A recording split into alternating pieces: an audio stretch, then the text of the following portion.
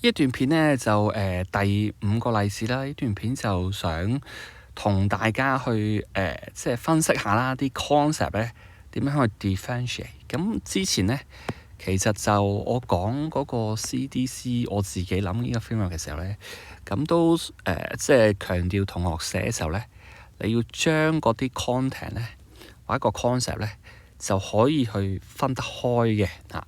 咁呢一段片呢一個例子呢，我就想同大家呢，就去講呢一樣嘢嘅。咁呢，就好多同學其實都見過呢條題目啦。咁啊，關於個 external economies of scale 嘅嚇。咁呢，就深圳就好似矽谷啦，好多啲高科技公司啦，譬如騰訊、華為、比亞迪呢，就喺嗰度有總部嘅。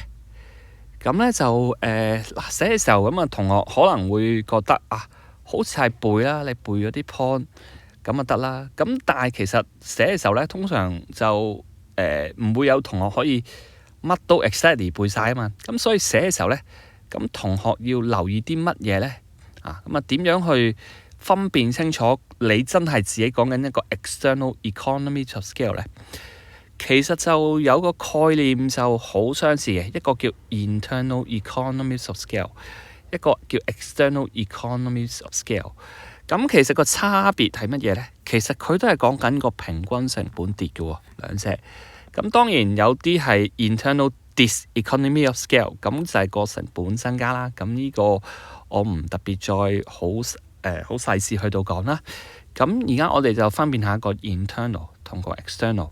咁 internal 就係講緊佢一間 firm 嘅 output 咧係增加咗，係一間 firm 嘅啫 ，individual firm。咁而個 external economy of scale 咧，其實係講緊成個行業嘅嚇。咁當同學你要解釋嘅時候咧，你點樣可以將佢分辨到咧？係你講嘅嘢咧，淨係關於 external economy of scale 咧。咁你應該講嘅時候，你應該假設你係諗緊呢，就係一間 firm 呢。呢個我額外再加落去嘅呢一句。咁點解我加呢一句落去呢？因為呢，如果你要將兩個概念分開，你應該假設呢個嘅概念係咩啊 ？constant， 佢係不變嘅呢一個情況。individual firm 呢，就冇增加到呢個 output 嘅。咁我呢句呢，其實就係 assume 咗呢個 low internal economy of scale。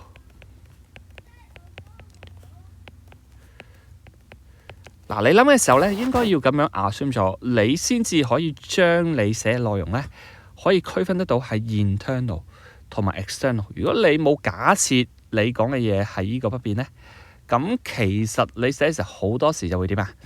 撈亂咗兩個 concept， 就表達得唔清楚嘅。咁咧就嗱，你睇下啦，佢呢一度就佢呢個就 marketing 啦。咁個promotion cost， 咁你是但講一個啦，你唔使有 marketing 有 promotion， 你是但講一個啦。總之個 promotion cost 就跌咗啦，因為個地點啦，係嘛？咁如果你唔想用個地點，嗱，點解佢呢個地點係個 keywords 咧？因為佢就係要講個 industry 就 expand 啊。咁所以咩叫 industry expand 啊？即係嗱，譬如有 A 公司係嘛？如果我要假設佢 individual firm 係不變，而個 industry expand 咧，即係呢個地方係點啊？有 B 呢間公司，有 C 呢間公司，有 D 呢間公司，佢又不斷入，但係 A 呢間公司咧個產量仍然係不變喎，係咪？咁所以你留意啦，佢個寫法咧就 the region 啦。其實佢係想講嗰個 industry 咧係 expand 嘅。咁啊如果你唔用呢個字，你更加具體嘅，咁其實佢其他 marketing 可能有啦，就話個 concentration 啦 on the area of firm on the area。咁呢一個就其實更加之準確啦，係嘛？咁越嚟越多 firm。係佢哋即係每一間冇特別增加嘅產量啦，但係 firm 唔同 firm 嘅數目咧就走入去嗰個地方嗰度。咁如果喺咁嘅情況，咁你係 buyer 喎，咁咪走入去買咯，吸引到佢去買咯。咁其實當然呢度就會牽涉到一個嘅背後一個經濟學概念。咁但係嗰個就 A level 講啦。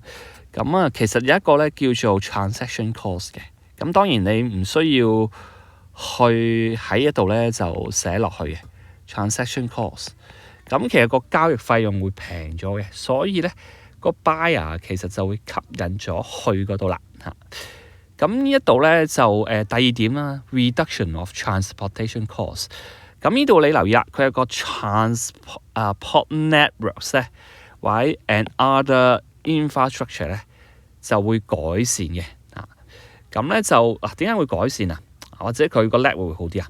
如果你見到咁多科技企業，咁如果佢要物流喎，你係一啲嘅運輸公司，咁你就會進駐去嗰度。咁咧點解你特別去進駐嗰度先嚇？咁個原因就係咧個 transaction cost 咧，亦都係低咗咁樣嘅嚇。咁啊第三啦就話嗰個嘅worker 啦 recruiting worker 嘅成本低咗啦，咁都係個交易成本係會低咗嘅。咁啊因為我係個 worker， 我去個運工，我揾唔到一間，我咪揾第二間咯，係咪啊？咁咧嗱，有啲寫法咧，其實佢就分唔清楚咧嗰個 internal 同埋 external 嘅。譬如邊一啲咧嗱，咁我呢度又舉咗一啲例子。呢度話 all firm in the region producing more unit to attract customer。咁呢個同學就可能會畫蛇添足嘅，佢加咗 produce more。如果你加咗 produce more，咁就會點啊？你就可能係講緊呢一個咯喎 ，internal economies of scale 嘅咯喎，係嘛？咁嘅話，咁咪即係混淆咗概念，咁對方可能就未必會俾分你啦，因為我唔知你係想講 internal 還是 external 啊嘛。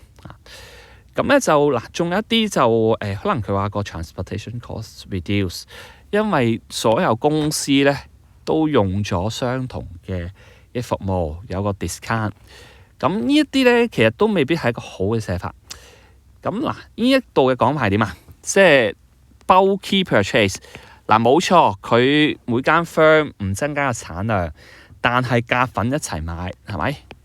咁啊，係冇違反到個 economy internal， 即係你冇特別係講緊個 internal economies of scale 嘅。咁呢個係正確嘅。但係個問題就係咧，你個重點究竟你係想話 bulky purchase 啊？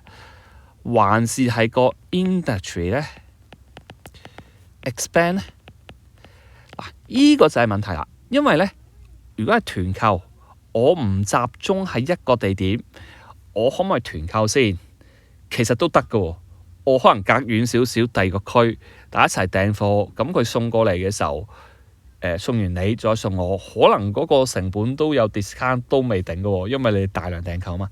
咁所以呢一度咧就分唔清楚究竟你係咪講緊一個 external economy of scale 啊？咁所以呢啲就即係避免啦，係嘛？盡量就可以表達到就係同其他概念係有分別嘅啊。咁咧就再問下同學啦。咁咧嗱，如果你睇清楚佢嘅 marking 咧，你發覺應該係要講個 FH cost 嘅嗰個嘅 external economy of scale， 但係咧佢就冇特別講到喎。咁點解佢呢一度就冇特別講到係一個嘅 FH cost 咧？